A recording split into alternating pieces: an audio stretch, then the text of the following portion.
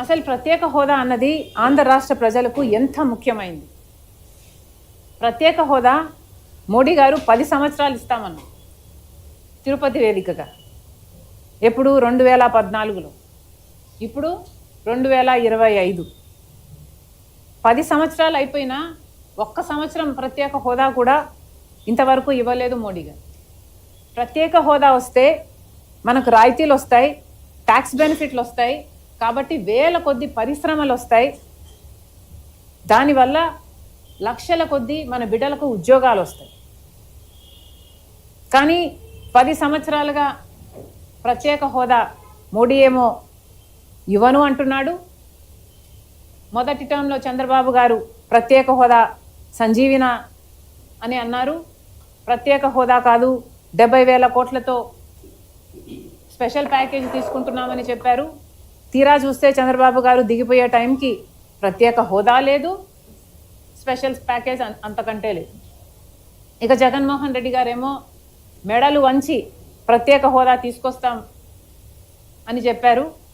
తీరా గెలిచిన తర్వాత ఈయనే మెడలు వంచి బీజేపీకి సలాం చేయడమే సరిపోయింది.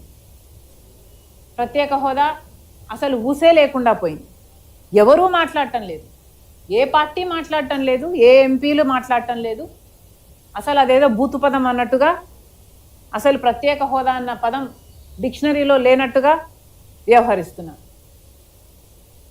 పోలవరం ప్రాజెక్ట్ జాతీయ ప్రాజెక్టుగా చేయాలి అన్నది, నిర్మించాలి అన్నది విభజన చట్టంలో రాసి ఉంది. అంత క్లియర్గా రాసి ఉన్నా ఎప్పుడో రాజశేఖర్ రెడ్డి గారు ప్రతికుండంగా పోలవరం ప్రాజెక్టుకు రూపకల్పన చేసి దాన్ని 30 లక్షల ఎకరాలకు నీళ్ళిచ్చే ప్రాజెక్టుగా, దాన్ని రాజశేఖర్ రెడ్డి గారు గ్రావిటీ బేస్డ్ ప్రాజెక్టుగా ప్లాన్ చేస్తే, 20 లక్షల మంది ప్రజలకు నీళ్ళిచ్చే ప్రాజెక్టుగా దాన్ని ప్లాన్ చేస్తే, ఎన్నో 900 మెగావాట్లు అనుకుంటా హైడ్రో పవర్ కూడా ఉత్పత్తి కావాలి అని అంత గొప్ప ప్రాజెక్టు ప్లాన్ చేస్తే, దాన్ని కాస్త లిఫ్ట్ ఇరిగేషన్ ప్రాజెక్టుగా ఇప్పుడు తయారు చేస్తున్నారు. ఎవరైనా మాట్లాడుతున్నారా? ఏ ఎంపీ అయినా మాట్లాడుతున్నారా? పార్లమెంటు సాక్షిగా నిర్మలా సీతారామన్ గారు బడ్జెట్ ప్రవేశపెడుతూ మేము ఇన్ని కోట్లు డబ్బులు ఇస్తున్నామని చెప్తూ, దానికి గాను అదే స్టేట్మెంట్లో ఇది కేవలం 41 మీటర్ల ప్రాజెక్టుగా పేర్కొంటూ దానికి నిధులు ఇస్తున్నాము అంటే ఏమిటి అర్థం?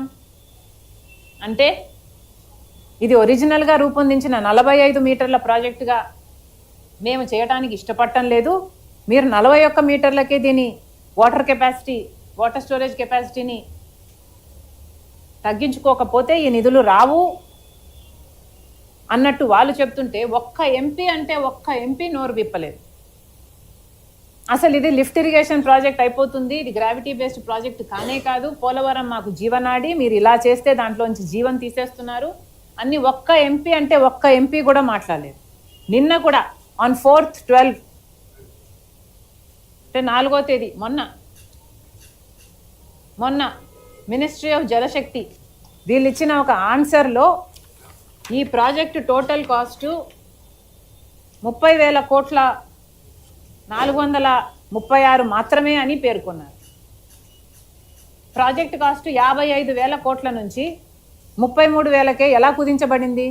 ఎందుకంటే 45 మీటర్ల ప్రాజెక్టుగా, నీటి నిల్వ ప్రాజెక్టుగా మేము దీన్ని చేయబోవటం లేదు, 41 మీటర్ల ప్రాజెక్టుగానే దీన్ని చేయబోతున్నాము.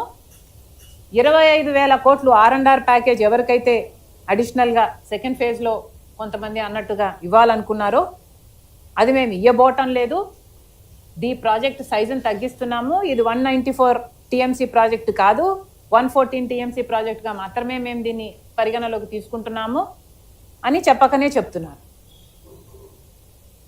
అంటే దీన్ని ఒక రిజర్వాయర్గా తయారు చేస్తున్నారు.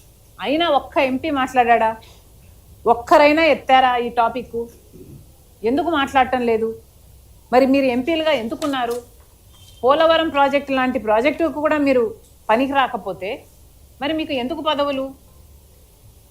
అమరావతి రాజధాని కొత్త రాజధాని నిర్మాణం చేయాలి అన్నది విభజన హామీలో చట్టం ప్రకారం మన అష్యూరెన్స్ అయితే, అమరావతి ఇంతవరకు మనకంటూ ఒక రాజధాని లేదు.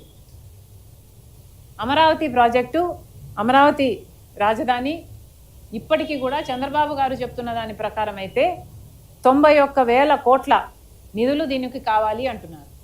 దాంట్లో 60,000 కోట్లు అప్పులు తెచ్చారట, ఇంకో 30,000 కోట్లు కూడా అప్పులే తీసుకొస్తారు. అంటే పూర్తి నిర్మాణ బాధ్యత, ఈ భారము, ఫైనాన్షియల్ భారము మొత్తము కేంద్రానిదైతే అదేది సంబంధం లేదన్నట్టు, మనకు ఆ హక్కే లేదన్నట్టు మనం అప్పులు తెచ్చుకొని రాజధాని కట్టుకుంటున్నాం. ఇది ఎక్కడి విడ్డూరం? మనకి ఏం అవసరం అప్పులు తెచ్చుకోవడానికి? ఈ అప్పులు తెచ్చుకుంటున్నామంట, మళ్ళీ ఈ అప్పులు తీర్చడానికి మళ్ళీ మన రాజధాని భూములే అమ్ముతామట. ఇది ఎక్కడి సోద్యం? నిన్న 2 డిసెంబర్ 2025 పార్లమెంట్లో కమిటీ ఆఫ్ గవర్నమెంట్ అష్యూరెన్స్ ఒక రిపోర్ట్ సబ్మిట్ చేసింది. ఈ రిపోర్టు ప్రకారము ఈ కమిటీ ఆఫ్ గవర్నమెంట్ అష్యూరెన్స్ వాళ్ళు చెప్తున్నది ఏమిటంటే,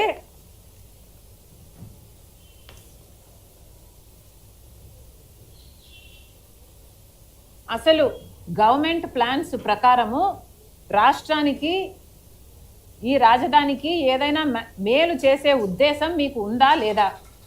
దీంట్లో ఇంగ్లీష్లో ఉంది, I will just read it out. The committee emphasizes the assurances made on the floor of the House that they must be pursued with seriousness. Emphasizes the assurances made on the floor of the House.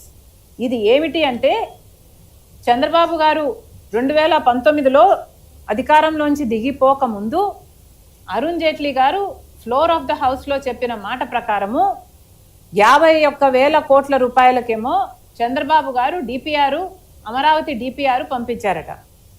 అది మేము పరిశీలిస్తున్నాము అని అరుణ్ జైట్లీ గారు అప్పుడు చెప్పిన మాట. అంతే.